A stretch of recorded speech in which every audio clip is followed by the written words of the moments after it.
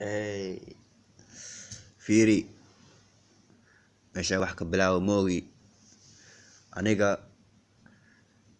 aniga horta magaceeda waxaa la lahaa liibaan.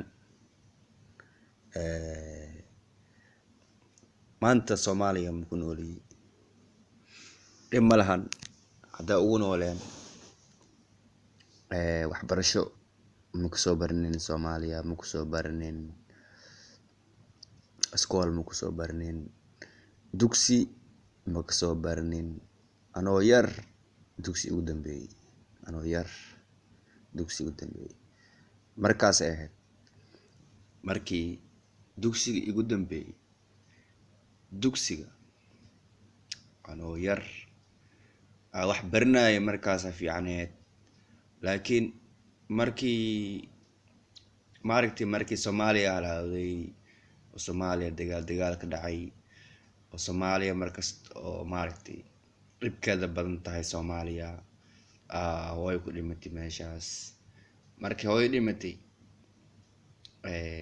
waxbarashadu waa wadan lahaay ayeeyaa joogto, makasti adeeraa joogo, abtiyaa joogto, kulli waa la joogo, aabaa joogo. Hooyo bay dhimatay mugta Soomaaliya ku dhimatay hooyo, ilaahay u naxariisto. Marka sheekadan waa sheeko insha Allah sheeko badan kala idin soo dhigi doonaa maalin kasta saaxiibayaal. Aniga hilmaamina Soomaaliya meel kasta joogtiin nasoo booqda, ku soo dhawaada meeshaan. Wax mahan dhib ma lahan waxaas. Marka waxa kaga sheekeynayo dhibka aniga soo maray Soomaaliya igu soo maray kaga sheekeynayo maanta. Ila qaybsa saaxiib macaan ama adeer macaan, dadkeeda Soomaaliya ila qaybsada hadalkeeda macaan.